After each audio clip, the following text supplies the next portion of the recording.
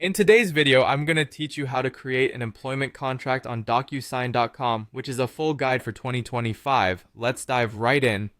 First things first, head over to DocuSign.com. Once you're there, locate the login button at the top right corner of the page.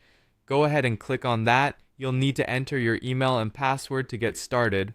Alternatively, if you're set up with Google or Microsoft Single Sign-On, you can use those options for a quicker login.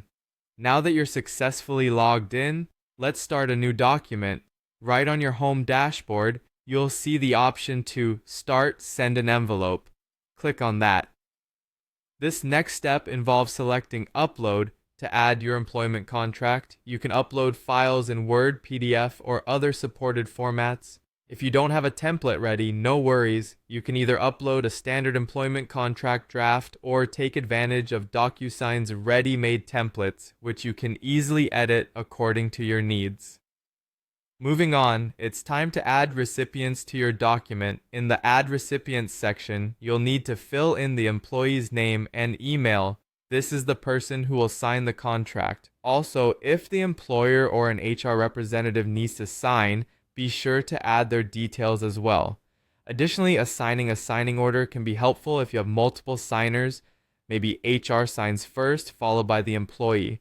Next, we prepare the document for eSignature by adding fields. Click Next to enter the drag and drop editor, where you'll place essential fields on the document. Ensure the document has signature fields for both the employee and employer, and include a date signed field. You might want to add text fields if there are sections where the employee needs to fill in specific details like the start date, job title, salary, or probation period.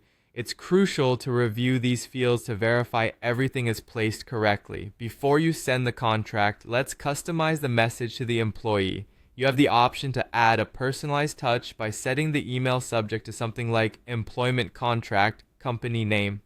In the email message, you could write, "Hello, employee name. Please review and sign your employment contract attached via DocuSign."